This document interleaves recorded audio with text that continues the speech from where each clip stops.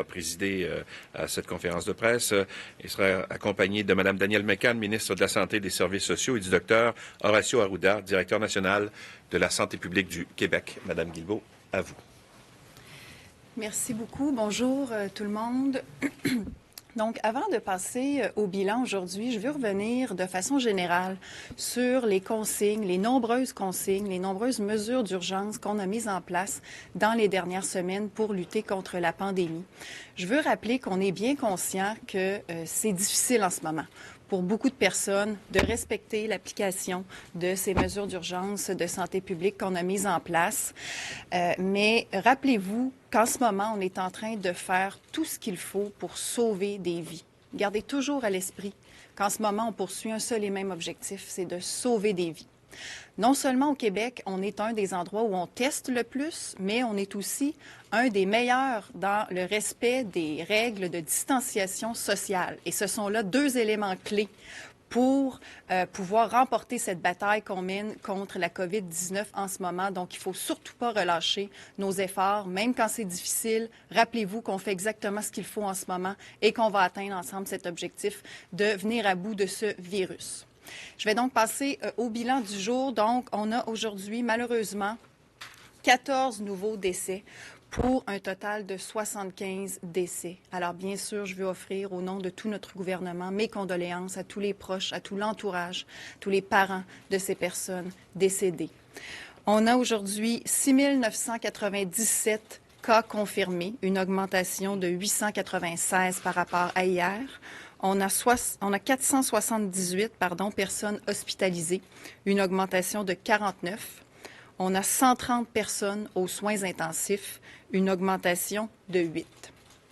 On a aujourd'hui des chiffres, somme toute, encourageants du côté des hospitalisations quand on regarde le ratio par rapport au nombre de cas. Donc, c'est encourageant de ce point de vue-là, mais c'est toujours très difficile d'entendre quotidiennement ces statistiques-là parce que derrière les chiffres, il y a des êtres humains, il y a des gens qui souffrent, il y a des familles qui s'inquiètent. Donc, c'est difficile de dresser ces bilans au jour le jour. Il y a aussi nos anges gardiens qui sont au front, qui sont là pour nous soigner, pour soigner les personnes qui sont malades. Donc, ce qu'on peut faire de mieux pour nos anges gardiens et pour tout le monde, pour les uns les autres, c'est de s'assurer que tout le monde, absolument tout le monde, respecte à la lettre les consignes de santé publique. Et je rappelle d'ailleurs que ces consignes de la santé publique, elles ont force de loi et qu'on a des forces policières déployées partout sur le terrain, sur le territoire québécois pour les faire appliquer. C'est pas le temps en ce moment d'être égoïste, c'est pas le temps de penser à sa petite personne, c'est pas le temps de vouloir défier les lois, les directives de santé publique, c'est le temps de les respecter. Et je l'ai dit, on a les forces policières qui sont présente un petit peu partout parce que on peut plus accepter à ce stade-ci. On ne peut pas l'accepter depuis le début d'ailleurs, mais encore moins à ce stade-ci avec le nombre de cas qui augmente, le nombre de décès. On ne peut plus accepter que des individus, des personnes, des groupes de personnes isolées continuent de miner les efforts collectifs. Donc, et nos policiers aussi, tout comme nos anges gardiens du réseau de la santé, sont eux aussi au front quotidiennement pour assurer la sécurité de tout le monde. Donc, facilitons-leur la tâche. Évitons les rassemblements. On ne veut plus voir de rassemblements ni extérieurs ni intérieurs. On ne veut plus voir de commerce et de services non essentiels qui continuent de fonctionner. Donc, si vous êtes témoin de ces situations-là, des infractions aux directives de santé publique, dénoncez-les, signalez-les à vos forces de l'ordre. Je l'ai déjà dit, on ne veut pas tomber dans un climat de sursuspicion non plus. On ne veut pas sombrer dans la paranoïa collective. Mais il faut rester vigilant. Il faut surtout s'assurer que personne ne met délibérément en danger la vie des autres personnes. Je veux aussi demander aux Québécois d'être respectueux envers nos policiers, en étant honnêtes sur le fait qu'ils peuvent présenter des symptômes de la COVID-19. Donc, si vous présentez des symptômes, et bien sûr, si vous avez un test positif de COVID-19, donc si vous êtes contaminé par le virus, soyez honnêtes, dites-le aux policiers avant qu'il y ait interaction. Et même chose, évidemment, pour notre personnel du réseau de la santé. Si vous présentez des symptômes, soyez honnêtes. Il n'y a aucune honte à avoir des symptômes du COVID-19. Bien au contraire, ce qui serait honteux, honteux, c'est de vouloir le cacher, de le dissimuler sciemment et d'ainsi mettre en péril la santé, la sécurité, notamment des gens du réseau de la santé et de nos forces policières et de tout le monde d'ailleurs. Donc, soyez honnêtes, soyez transparents. J'en appelle au sens des responsabilités et au civisme de tous les Québécois sur cette franchise, cette transparence qu'on doit avoir sur son propre État. L'autre consigne qui est critique en ce moment, c'est toute la question de l'interdiction des déplacements non essentiels entre les régions, entre les villes. Vous savez, on a déjà décrété ou du moins fixé certains territoires, certains endroits au Québec où les déplacements non essentiels sont interdits. On veut éviter la propagation du virus d'un endroit à l'autre. On veut aussi protéger nos communautés plus vulnérables, si bien qu'aujourd'hui, j'annonce qu'on ajoute 2 nouveaux territoires où seront interdits les déplacements jugés non essentiels. J'annonce le territoire de Charlevoix et la ville de Rouyn-Noranda. Donc, à partir de 16 heures aujourd'hui, on va ajouter des points de contrôle policiers à ces endroits pour contrôler, limiter les allées et venues sur ces 2 nouveaux territoires. L'objectif étant, bien sûr, toujours de renforcer l'application des directives de santé publique en évitant tout déplacement non essentiel autour et dans ces régions. Ça s'ajoute à la liste qui a déjà été rendue publique depuis une semaine. Donc, je vais ajouter un petit mot sur les inondations pendant que c'est moi qui suis ici aujourd'hui. Donc, peut-être faire le point sur la situation des inondations. Vous savez que chaque printemps, c'est un défi qui nous guette, la gestion des inondations. Donc, simplement assurer tout le monde que tout est sous contrôle pour l'instant. La très, très grande majorité des cours d'eau, la quasi-totalité des cours d'eau est sous contrôle pour l'instant. Il y a eu des incidents en Beauce depuis hier. Il y a eu certains débordements, certaines évacuations préventives, certaines inondations mineures aussi. Mais tout se passe très bien, tout est sous contrôle. Je l'avais dit, j'ai fait une tournée, moi, en prévision d'une éventuelle crue printanière pour m'assurer que toutes les municipalités sont conscientes des règles à respecter cette année, entre autres sur l'hébergement, sur la gestion des bénévoles, des services aux sinistrés, tout ça. Il faut éviter les rassemblements. Donc, tout le monde est bien conscient. Je veux en profiter pour les remercier d'ailleurs, toutes les municipalités et toutes les MRC qui collaborent très bien. Donc, on est prêt. S'il y a lieu et si on doit intervenir, nous serons prêts. Je veux en assurer tout le monde. Et je veux passer le message aussi aux citoyens que là aussi, comme ailleurs, il faut respecter les directives de santé publique. Et je voyais tout à l'heure un gazouillis de la Sûreté du Québec qui faisait état de rassemblements le long de la rivière Chaudière. Donc, dans les inondations, comme dans tout le reste, il faut éviter de se rassembler par curiosité pour aller voir les cours d'eau qui seraient sous surveillance ou aller voir ce qui se passe s'il y a des inondations. Donc, évitez de vous masser dans ce type d'incident par curiosité. Je vais avoir des remerciements un petit peu particuliers aujourd'hui pour les remerciements du jour, des remerciements même que je qualifierais de mignons, parce qu'aujourd'hui, je veux remercier nos enfants. On parle souvent que ça peut être difficile pour les parents d'être à la maison, entre autres de faire du télétravail et tout ça en ayant nos enfants à la maison, mais c'est difficile pour nos enfants aussi, parce qu'eux aussi, leur vie a été chamboulée depuis quelques semaines. Ils sont privés de leurs amis, ils sont privés de la garderie, privés de l'école, ne peuvent pas toujours jouer dehors. Donc, je veux remercier nos enfants d'être solidaires de leurs parents, continuer à être forts, continuer à être souriants, continuer à nous aider et on va passer tous ensemble au travers. Donc, je vais terminer avec les 3 consignes qu'on veut toujours rappeler. On les rappelle toujours, mais c'est parce que peut-être qu'il y en a encore qui ne les suivent pas ou qui ne les connaissent pas. Donc, première consigne très importante, on évite de sortir de chez soi si on n'a pas de raison essentielle de le faire. Si on doit sortir de chez soi, on s'assure de rester à 2 mètres des autres personnes. Et en tout temps, en particulier quand on arrive de l'extérieur, on doit se laver les mains avec du savon. C'est très, très important. Donc, je remercie encore tous les Québécois parce que malgré ces rappels de consignes qu'on fait pour les quelques récalcitrants qui subsistent, la très grande majorité suivent les consignes depuis maintenant des semaines. On sait que c'est difficile, donc je veux vous remercier. Et surtout, rappelez-vous qu'on est tous ensemble dans ce combat et que c'est uniquement en étant unis et solidaires, tous ensemble, en regardant tous vers le même objectif de sauver des vies, qu'on va passer à travers. Merci. Est-ce que vous souhaitez faire un mot en anglais, Madame la ministre? Oui. La vice-première ministre. So, good afternoon. Alors, bon après-midi. All our efforts to Tous fight nos the virus efforts are pour combattre le making a real virus difference. font vraiment They une are différence saving et lives. sauvent des vies. But to win this battle, Mais pour everybody gagner must cette follow the bataille, tout le monde instructions. doit suivre les Gatherings instructions. must Les rassemblements doivent cesser et les entreprises non essentielles doivent fermer. Les policiers vont intervenir pour renforcer ces directives si nécessaire. Un autre élément crucial est le rassemblement des déplacements non essentiels entre les régions. C'est pour ça que nous annonçons l'établissement de policiers pour limiter les déplacements dans 2 nouveaux territoires, Charlevoix et la ville de Rouyn-Noranda. Ça va nous aider à prévenir la propagation du virus d'une région à l'autre.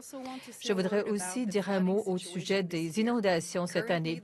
Pour l'instant, la situation est sous contrôle, mais si besoin est, je vais vous dire que nous sommes prêts et nous allons nous assurer que ça ne devient pas une façon pour le virus de se propager. Donc, je répète nos 3 priorités. Ne sortez pas à moins que ce soit nécessaire. Si vous sortez, gardez vos distances et lorsque vous rentrez à la maison, lavez vos mains. C'est comme ça que nous allons sauver des vies. Merci. Nous allons maintenant passer à la période de questions qui est réservée aux journalistes et nous allons commencer aujourd'hui avec Tommy Chouinard de La Presse. Bonjour.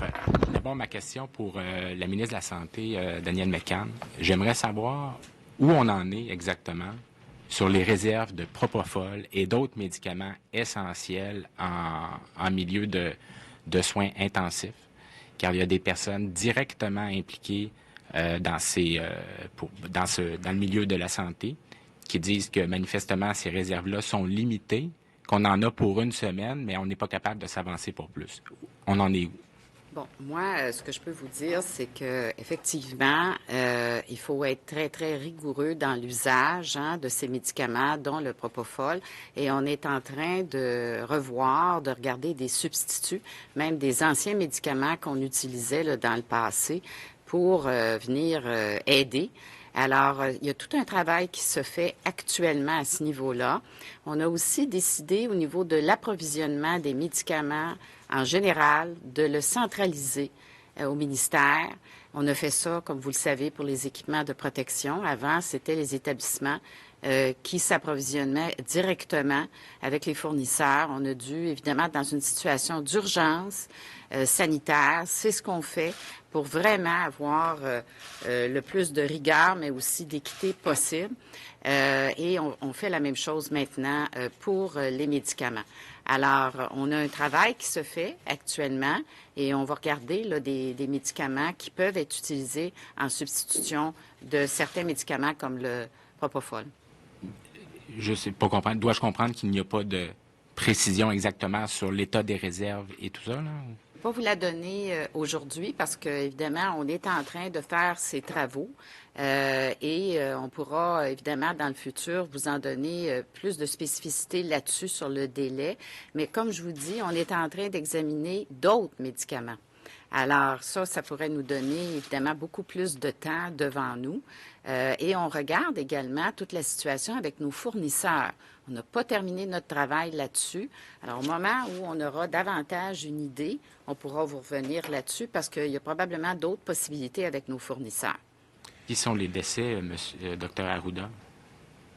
Les nouveaux décès qui s'ajoutent? Les nouveaux décès? Bien, il y a eu 14 nouveaux décès qui sont tous dans la catégorie d'âge qu'on vous a dit antérieurement, puis sont distribués un peu au Québec. C'est Alain Laforêt, TVA.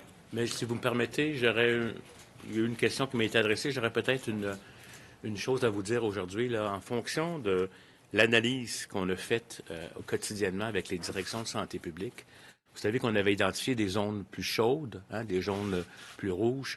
Maintenant, il y a de la transmission communautaire qui s'installe un peu partout au Québec, particulièrement dans les villes, je vous dirais, là, plus populeuses, de telle sorte que maintenant, aujourd'hui, j'annonce que nous recommandons de considérer l'ensemble du Québec comme ayant de la transmission communautaire. Ce que ça veut dire, c'est qu'actuellement, il y a encore des gens qui pourraient réintroduire par le voyage, mais le facteur principal d'acquisition de la maladie est au Québec actuellement. C'est sûr qu'il y a des zones, puis ça ne veut pas dire qu'on va enlever les contrôles routiers pour protéger les zones encore moins atteintes. Mais actuellement, on considère qu'une personne qui a des symptômes qui sont compatibles avec le coronavirus sont potentiellement des coronavirus à un taux assez élevé. de telle sorte qu'on va demander à ces personnes-là, quand ils vont être vus à l'hôpital, même s'ils n'ont pas voyagé, même s'ils ne proviennent pas d'une zone chaude, s'ils ont un syndrome respiratoire, de porter un masque.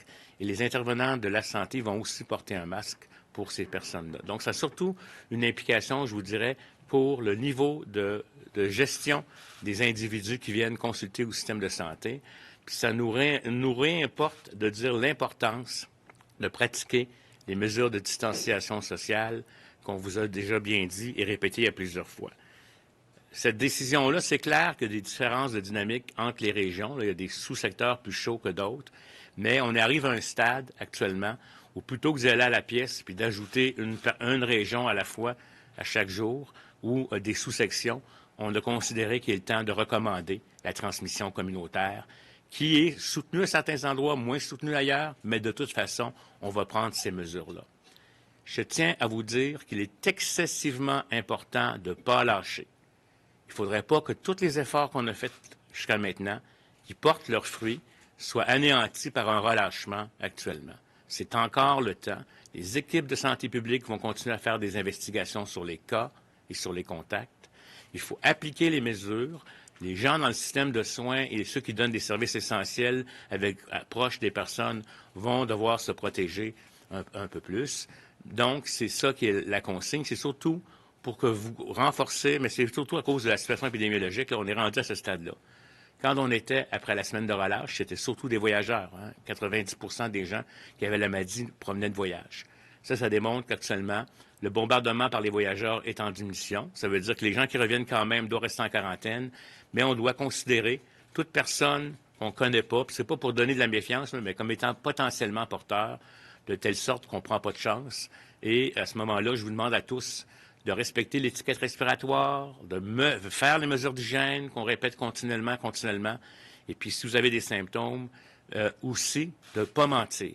Il y a des gens qui, pour des raisons X, Y, Z, veulent aller à un certain endroit ou veulent rentrer dans tel établissement ou pas. Si vous avez des symptômes compatibles avec un rhume ou une grippe, de la toux, de la fièvre, c'est très important d'avertir votre soignant ou la personne qui va vous recevoir parce que, un, c'est pour vous traiter, vous, et deux, c'est pour ne pas contaminer notre personnel puis qu'on se retrouve avec des problèmes de pénurie de personnel. Il y a des gens qui ont menti pour toutes sortes de raisons, qui étaient COVID-19 positifs et qui se sont présentés en milieu hospitalier pour des raisons X, Y, Z. Donc, j'insiste, c'est très important. Ce n'est qu'ensemble qu'on va gagner la bataille. C'est long, c'est difficile. Tout le monde est un peu, je vous dirais, tanné de cette situation-là, si on peut le dire en québécois. Mais je pense qu'on passe dans une autre phase, mais on va la gagner si tout le monde fait ses efforts. Merci. Monsieur Laforêt, de TVA. Docteur Arruda, pour faire un peu de millage là-dessus, là, vous avez annoncé aujourd'hui, bonjour à tous, vous annoncez aujourd'hui 6 997 cas, 896 de plus, une grosse augmentation. Juste pour que les gens comprennent bien avec le message de prudence que vous venez de donner, quelle est la tranche d'âge qui est principalement affectée? Est-ce que ce sont principalement des hommes, des femmes? Parce que oui, ceux qui nécessitent des soins d'urgence, on parle plus des personnes âgées, mais au niveau de la contamination, c'est quoi le portrait que vous pouvez nous donner aujourd'hui? Écoutez, si vous me permettez, je vais juste sortir mes choses. Il faut faire une distinction entre la maladie et ceux qui décèdent qui vont aux soins intensifs. Vous savez, il y a plein de gens, la majorité des gens, même au-dessus de 80%, même ici au Québec, c'est plus que ça, vont faire la maladie, vont rester à la maison, n'auront pas nécessairement besoin de soins, vont passer plus ou moins un mauvais quart d'heure, puis vont se rétablir. Et donc, pour ce qui est des répartitions à travers des groupes d'âge, en fin de compte, il y en a, surtout, c'est des jeunes adultes, en termes de max 40-49 ans. Et par contre, pour ce qui est des décès, et des hospitalisations, c'est là qu'on se rend compte qu'il y a un shift vers les personnes plus âgées. C'est ça, en gros. Vous pourrez voir sur le site de l'Institut national de santé publique les détails en pourcentage. Mais dans le fond, si j'essaie de résumer pour la population, les gens qui meurent actuellement du COVID-19 sont surtout des personnes en haut de 70 ans, surtout entre 80 et 89 ans, puis en haut de 90 aussi.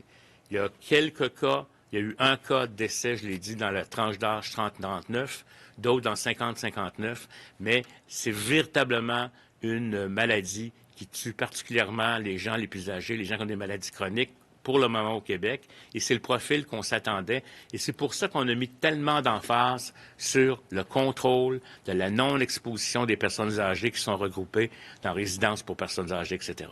Madame la vice-première ministre, on vient de passer à une étape supérieure avec la transmission communautaire, donc il n'y a plus de régions qui ne sont pas à risque.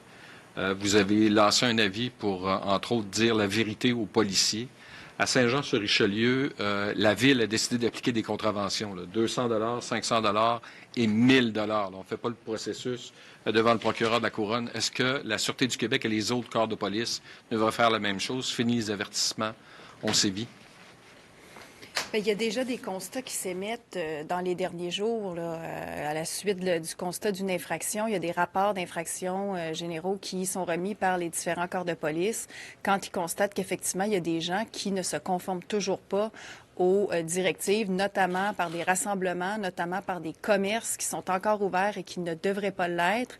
La situation dont vous me parlez à Saint-Jean-sur-Richelieu, j'en ai eu connaissance, effectivement. On est encore à faire les vérifications parce que c'est tout récent que cette situation-là a été diffusée dans les médias. Mais de prime abord, avec les vérifications, les premières vérifications que j'ai pu faire avant de venir vous parler aujourd'hui, il semble effectivement là, qu'ils ont mis en place leur propre règlement municipal ou en tout cas qu'ils ont mis en place leurs propres outils à travers des règlements municipaux pour pouvoir agir doublement.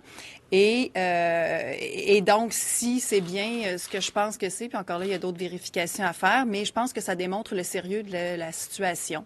Une municipalité qui se donne des outils supplémentaires pour contenir la propagation du virus, pour sévir contre ceux qui ne suivent toujours pas les directives de santé publique. Ça démontre le sérieux de la situation et toutes les municipalités, toutes les MRC, toutes les régions, tous les citoyens, tout le monde en ce moment doit prendre tous les moyens à la hauteur de sa situation pour s'assurer du respect collectif des règles. Saint-Jean-Richelieu le fait de cette façon-là.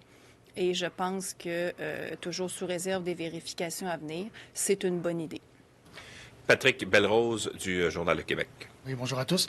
La question est pour le Dr Arruda. Ça fait déjà 12 jours qu'on a mis le Québec sur pause. Pourtant, le nombre de cas quotidiens continue d'augmenter. On est au double du 23 mars quand on décide de mettre le Québec sur pause. Est-ce que en fait, les mesures donnent les résultats escomptés? Et est-ce que le bilan à mi-parcours vous pousse à penser qu'on va devoir prolonger l'arrêt des activités non essentielles? Pour ce qui est de la question de est-ce que les mesures qui donnent sont efficaces, oui, je tiens à vous dire tout de suite, là, on a même mesuré les questions de distanciation au Québec, qui est la province qui l'applique le plus, donc les gens l'appliquent. Ça, c'est une première des choses. Par rapport à l'efficacité, c'est vrai qu'on a beaucoup de cas, bien, faisons attention, on teste beaucoup.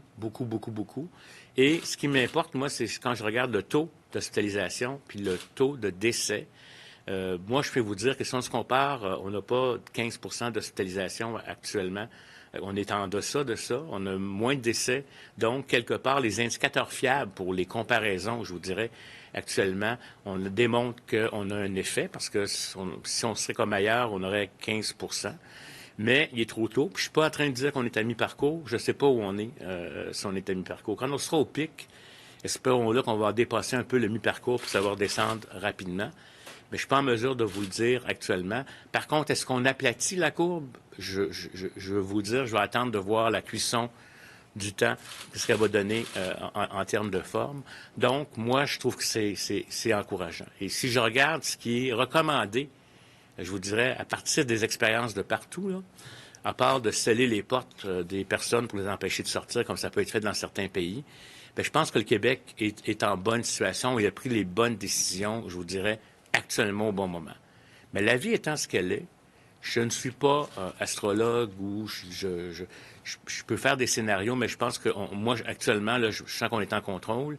Et surtout aussi, c'est qu'on est déjà en plusieurs interventions de délestage, d'intervention, pour permettre à notre système de santé de continuer.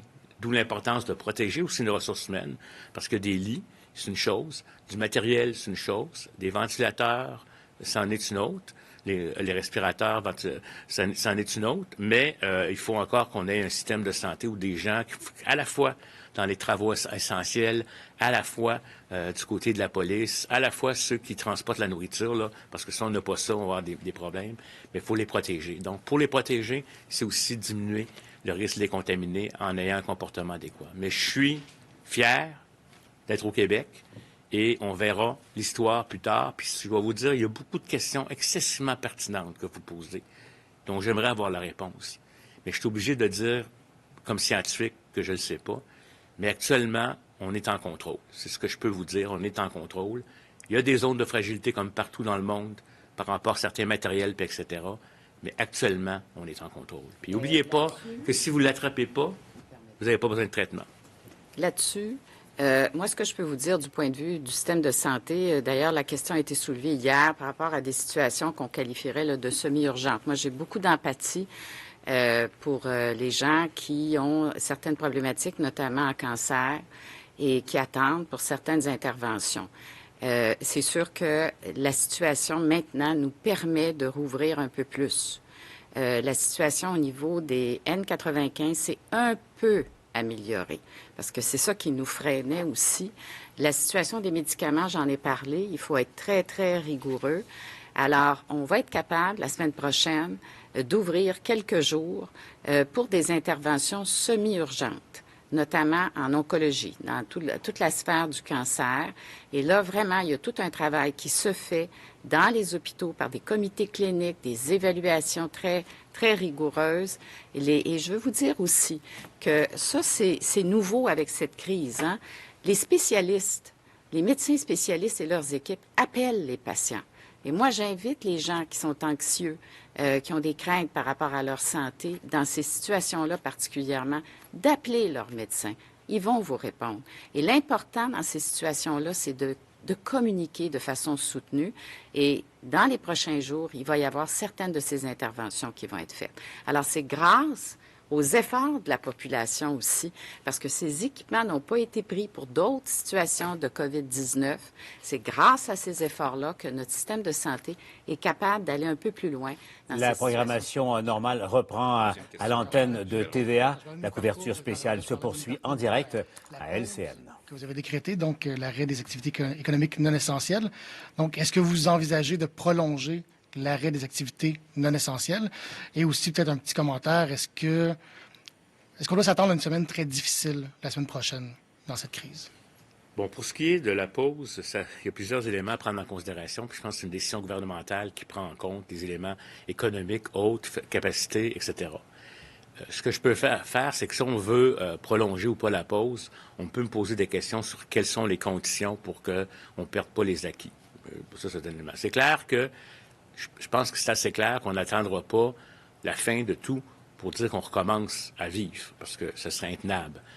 Là, si on recommence à vivre, mais comment allons-nous recommencer à vivre? Quels seront les mécanismes qu'on mettra en place?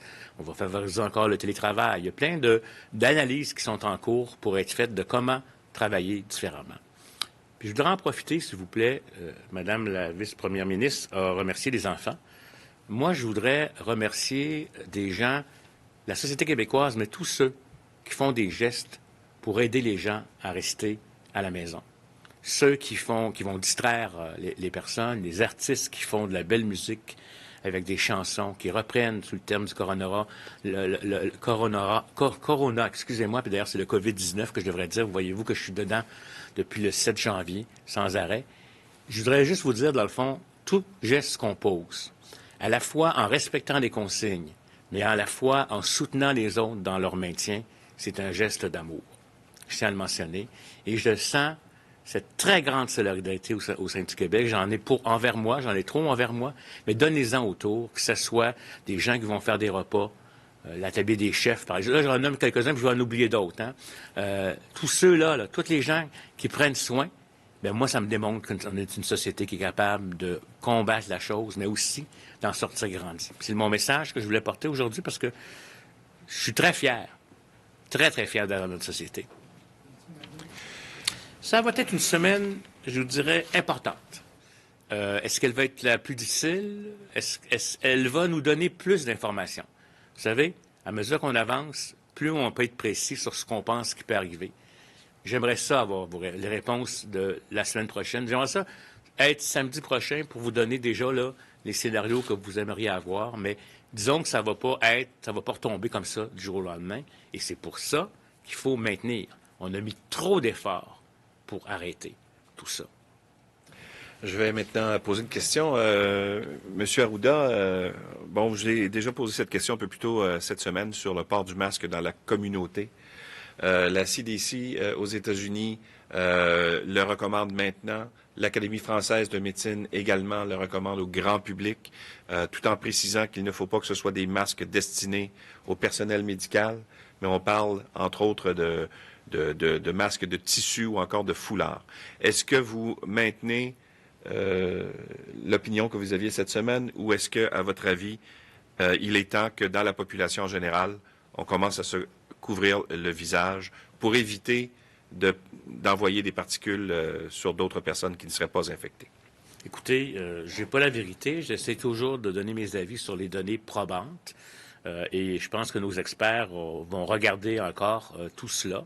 Par contre, si vous me permettez, dans le contexte actuel, ce que je peux vous dire, c'est que nos masques de procédure doivent être réservés, je vous dirais, aux personnes qui vont donner des soins et aux travailleurs essentiels qui vont être en contact avec des personnes à moins de 2 mètres pour leur donner des soins. Fait que dans le contexte actuel, ça demeure la très grande priorité. Et encore, ce masque-là est utilisé dans un contexte qui est tout à fait contrôlé dans le soin et qui pourrait même être porté différemment. On va peut-être conserver les masques plus longtemps. Il y a des avis là, qui vont apparaître dans la perspective de la santé publique actuelle, notamment parce qu'on est en transmission communautaire. Pour ce qui est du masque dans la communauté, moi, ce que je vous dis, c'est que je considère encore qu'on ne peut pas faire l'économie d'un bon lavage de mains, etc. Mais dans les faits, porter un masque ou un tissu pour empêcher d'envoyer des gouttelettes, c'est comme quand on touche, se mettre la main dans le coude. Hein? C'est pas un masque, etc. Donc, ça pourrait avoir cet effet-là, mais ce que je voudrais pas que ça fasse, c'est que ça donne l'impression que parce que je porte un masque, que je suis protégé. Et donc, la science, avec la généralisation du port du masque, soit dans la communauté pour prévention ou pas, nous donnera les réponses comme telles. Mais dans le contexte actuel, je veux dire, moi, je ne peux pas interdire quelqu'un de se faire un masque, surtout s'il y a des symptômes pour ne pas contaminer les autres. C'est une bonne chose, au lieu de toucher. Bon, mais faites attention à l'accumulation, si ça devient humide, ça peut, si on manipule mal ça, qu'on l'enlève, qu'on contamine plein de choses autour, c'est comme si on avait pris notre coude et on l'aurait frotté. Voyez-vous ces éléments-là? Et là, la question de même le CDC, ils ont peut-être changé leur opinion, même le CDC reconnaissait que c'est une protection qui est de l'ordre peut-être de 30 % au moins. Là, il faut comprendre qu'aussi, ça va dépendre du tissu, comment il est ajusté. Il y a plein de facteurs. Je ne suis pas en train de vous dire que c'est dangereux. Je vous dis juste que pour les masques de procédure qu'on a, on veut les réserver pour ça. Puis on verra ce que les experts nous recommanderont. On va suivre ça de très, très près. Et comme je vous le dis, si ça est ajouté pour les gens symptomatiques, puis si jamais vous le portez, n'oubliez pas le reste. Ce qui est très important, c'est l'hygiène. Il ne faut pas avoir l'impression que le masque va nous protéger à tout prix. Je vais maintenant passer à Alex Boissonneau de Radio-Canada. Bonjour. On se fie beaucoup au jugement des policiers en ce moment pour appliquer les directives, que ce soit sur le terrain pour l'interdiction des rassemblements ou que ce soit pour contrôler les déplacements aussi entre les régions. Or, de ce qu'on nous dit sur le terrain, c'est que ça suscite certaines inquiétudes, peut-être même des frustrations. Par exemple, j'en donne 2. Il y a des gens qui se sont fait demander de rebrousser chemin à un point de contrôle alors qu'ils voulaient aller porter de la nourriture à un proche âgé, par exemple, dans une région. Dans la région des Laurentides, pour être plus précis. Ou en Outaouais, il y a une personne qui dit avoir reçu une contravention de 108 $ parce qu'elle avait laissé son enfant dans l'auto pour aller faire l'épicerie, alors qu'on demande qu'il y ait la distanciation, puis bon, que la personne doit aussi s'occuper de ses enfants. Ce qui fait que la question se pose peut-être de savoir si on ne devrait pas avoir des consignes plus claires pour les policiers sur le terrain, plutôt que seulement de se fier sur leur jugement. Oui, merci. Bien, vous faites référence aux directives au corps policier. C'est certain que de manière générale, il n'y a pas de directives qui émanent du politique ou c'est pas moi qui donne des directives précises à un corps de police. Donc, ils sont responsables de l'application des lois et des directives de santé publique ces temps-ci depuis qu'on en met en place. Donc, il y aura toujours une part de discrétion, de jugement, d'interprétation de la part des services de police. Par contre, on est en communication permanente au ministère avec tous nos corps de police. Encore hier, d'ailleurs, j'ai participé à une de ces conférences de la structure, ce qu'on appelle la structure de liaison policière. Donc, il y a beaucoup d'informations qui circulent. Il y a l'échange de bonnes pratiques, l'échange de cas particuliers comme ceux que vous évoquez. Mais il faut comprendre qu'on est dans un contexte où on a dû mettre en place des mesures d'urgence, des mesures exceptionnelles de façon très rapide. Donc, est-ce que tout est parfait? Certainement pas, comme partout ailleurs. Est-ce qu'il y a des ajustements qui peuvent être faits? Oui, on est toujours en amélioration continue, là comme dans d'autres secteurs, mais de façon générale, ça fonctionne bien, les points de contrôle policiers. L'objectif, il faut jamais le perdre de vue, là, c'est de sauver des vies et d'éviter des déplacements non essentiels. Donc, pour ce qui est des directives, puis la meilleure façon pour un citoyen de ne pas s'exposer à des cas peut-être qui deviennent problématiques ou confus ou bon, pas trop savoir si je vais pouvoir passer ou non, c'est de rester chez soi, à moins de vraiment avoir une raison vraiment essentielle de se déplacer. Parce que oui, on ferme des régions les unes après les autres, mais la consigne générale, c'est restez chez vous si vous n'avez pas une raison essentielle de sortir de chez vous, que ce soit pour rester dans la même région ou pour changer de région. Donc, dans le doute, on s'abstient de sortir. Et dans ces cas particuliers-là, bien, il y a toujours, comme je l'ai dit, une part de jugement et d'appréciation des policiers. Des cas comme ça, il y en a une variété infinie, là, parce qu'il y a évidemment toutes sortes de situations qui surviennent, surtout à mesure qu'on ajoute des points de contrôle policiers. Mais de façon générale, nos policiers travaillent bien. On veut protéger nos populations, protéger nos communautés. Donc, le message que j'ai envie de passer à tous ceux qui envisagent de traverser une région qui fait partie de celles qui sont actuellement fermées, entre guillemets, bien, c'est de rester chez vous ou d'évaluer peut-être une solution de rechange si vous pensez devoir Juste sortir. pour bien comprendre, dans ce cas-ci, là, lorsque quelqu'un veut aller porter de la nourriture à un proche aîné dans une autre région, ça dépend du jugement du policier de dire si elle peut passer ou pas? Ça dépasse à l'appréciation du policier, oui, mais il faut voir le caractère essentiel de la chose. J'ai eu sensiblement la même question la semaine dernière. C'est sûr que les situations varient. Si la personne qui reçoit l'épicerie peut trouver un autre proche, un ami, un service, un organisme local, il y a beaucoup d'organismes communautaires qui offrent ce genre de service-là, à la fois des popotes roulantes ou pouvoir accompagner ou amener des courses à la maison à défaut de pouvoir sortir dans le cas d'une personne de 70 ans et plus. Et s'ils peuvent faire de la livraison aussi, bien, on opte toujours pour ces solutions-là qui évitent des déplacements entre les régions. Mais dans un cas humanitaire, parce que quand on dit déplacement essentiel, c'est quoi? C'est trois choses. Les services et entreprises considérés essentiels, donc tout l'alimentaire et tout ça, les services de santé et l'humanitaire. Donc, l'humanitaire a ce critère-là, sa part d'interprétation. Donc, c'est sûr qu'une personne qui est seule, qui n'a pas d'entourage, pas de famille, qui n'a pas d'épicerie à proximité, qui n'a pas de service de livraison, qui a toutes sortes une conjonction d'éléments qui font qu'elle n'a pas de moyen de s'approvisionner autre que sa famille, bien là, on peut l'expliquer au policier en question, puis le policier va pouvoir juger un des trucs que je peux peut-être donner.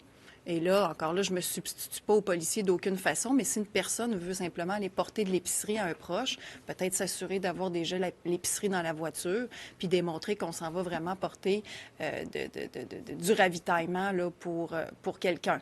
Mais donc, c'est toujours, puis ça vaut aussi pour les gens qui y vont pour le travail. Si vous êtes capable d'avoir une lettre de votre employeur ou un document qui atteste que vous allez là pour des raisons professionnelles considérées essentielles, ça aide nos policiers parce qu'ils font de leur mieux, mais bon, il y a rien de parfait, je l'ai dit tout à l'heure. Des fois, ils doivent prendre une décision qui n'est pas toujours facile. On n'a pas toujours toute l'information non plus pour prendre des décisions. Mais quand on dit qu'on peut avoir des directives uniformes, on pourra donner la directive qu'on veut. Il y aura toujours des cas d'exception partout. Et c'est là que le bon jugement entre en ligne de compte. Je vais poser une question maintenant au nom de Caroline Plante de la presse canadienne. Vous y avez répondu, Mme McCann, partiellement tout à l'heure. Elle se demande, est-ce que toutes les chirurgies dans les cas urgents de cancer sont effectuées ou sont-elles aussi reportées à des dates indéterminées?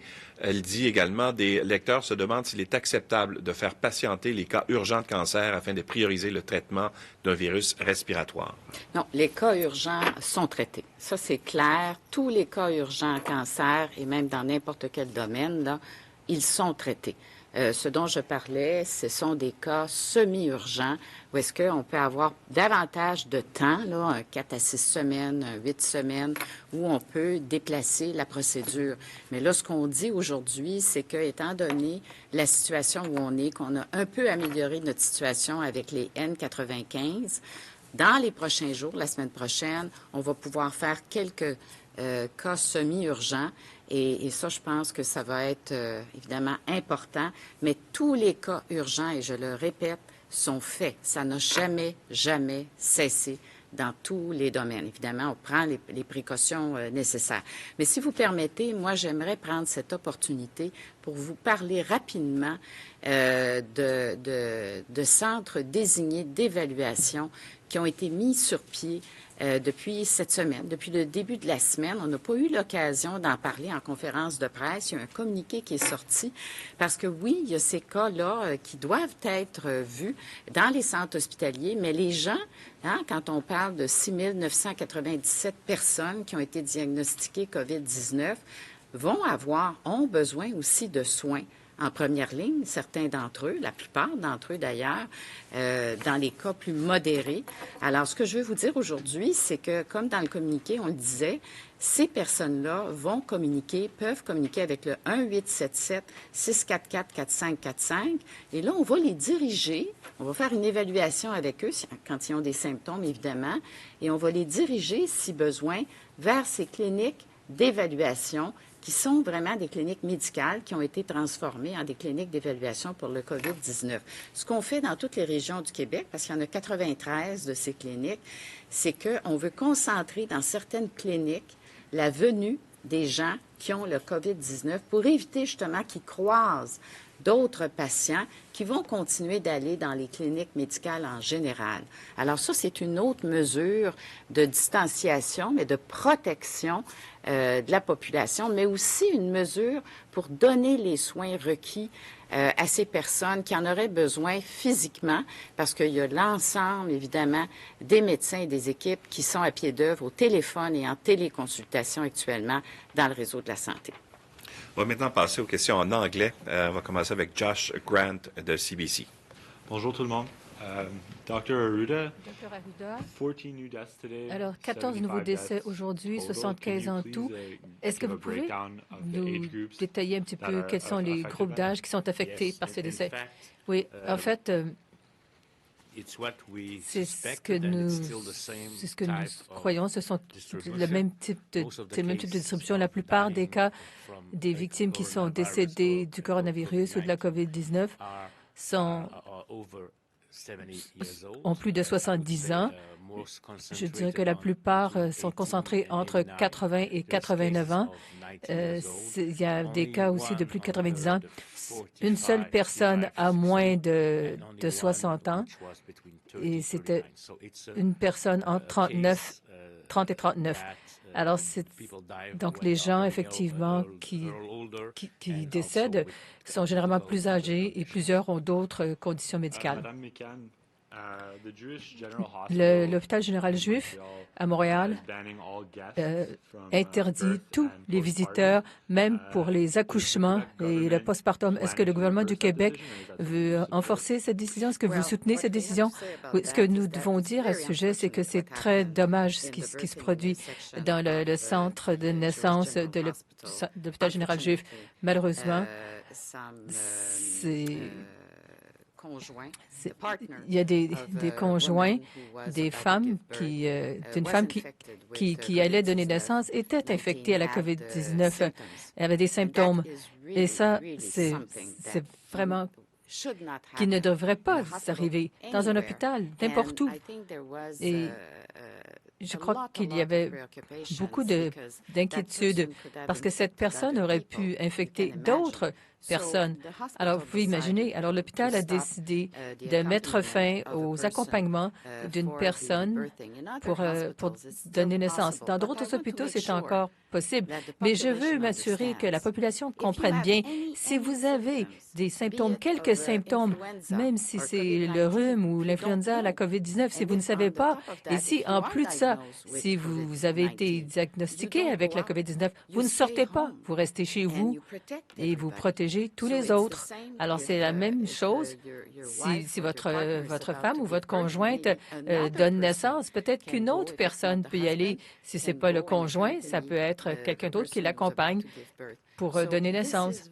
Mais ça, c'est très important pour protéger nos travailleurs de la santé et pour protéger la population. Ça doit être vraiment suivi à la lettre. Est-ce que tout va bien pour l'équipement médical? Oui, le N95, ça s'améliore un petit peu. Mais pour le reste, nous sommes encore à 8 jours et nous faisons de grands efforts et tous les jours, nous recevons certaines ressources. Donc, nous maintenons le rythme. Alors, la même question de Global News au sujet de l'hôpital général juif. Alors, est-ce que vous soutenez cette décision de l'hôpital général juif? Oui, nous pouvons comprendre cette décision parce que c'était vraiment un épisode très, très difficile. Et comme j'ai dit, d'autres hôpitaux au Québec, en général, les gens peuvent accompagner la femme qui va donner naissance. Mais je crois que l'hôpital général juif était vraiment très surpris et très, très inquiet de cette situation. C'est pour ça qu'ils ont pris cette décision. Pour Mme Guilbeault, est-ce que vous pouvez nous dire combien de policiers de la Sûreté du Québec et de Montréal ont testé positif à la COVID-19 et combien sont en isolement? Est-ce que ça affecte les forces policières? Je n'ai pas les nouveaux chiffres pour aujourd'hui, mais il y a des cas effectivement. Donc à travers la province, des policiers qui sont en isolement, ils sont pas différents de la société, ils sont exposés. Ce que je peux dire pour assurer les gens, surtout les policiers et policières, c'est que nous faisons tout ce que nous pouvons pour les protéger. Nous sommes pleinement conscients du fait que, tout comme nos anges gardiens dans le système de la santé, ils sont sur le front pour nous protéger tous les jours du virus. Nous devons les protéger comme nous le faisons pour les autres travailleurs essentiels. Alors, comme je l'ai dit plus tôt, nous sommes en communication constante avec toutes les forces policières pour nous assurer qu'ils travaillent donc dans les conditions les plus sécuritaires possibles. Deuxième question de Carl Fletcher de Global News. Avec la Pâque juive et la Pâque qui arrive bientôt, qu'est-ce que vous dites aux Québécois qui pensaient peut-être qu'ils voudraient tricher sur les distances sociales et célébrer? La question pour M. Arruda, peut-être? Non, en fait, je sais que c'est difficile. Il y a des gens pour qui c'est l'anniversaire aujourd'hui et je crois que nous devons retarder toutes ces choses, toutes les situations de rassemblement, les mariages, les funérailles, peut-être même les gens qui veulent jouer dans un sport. Ce n'est pas le temps, ce n'est pas le moment.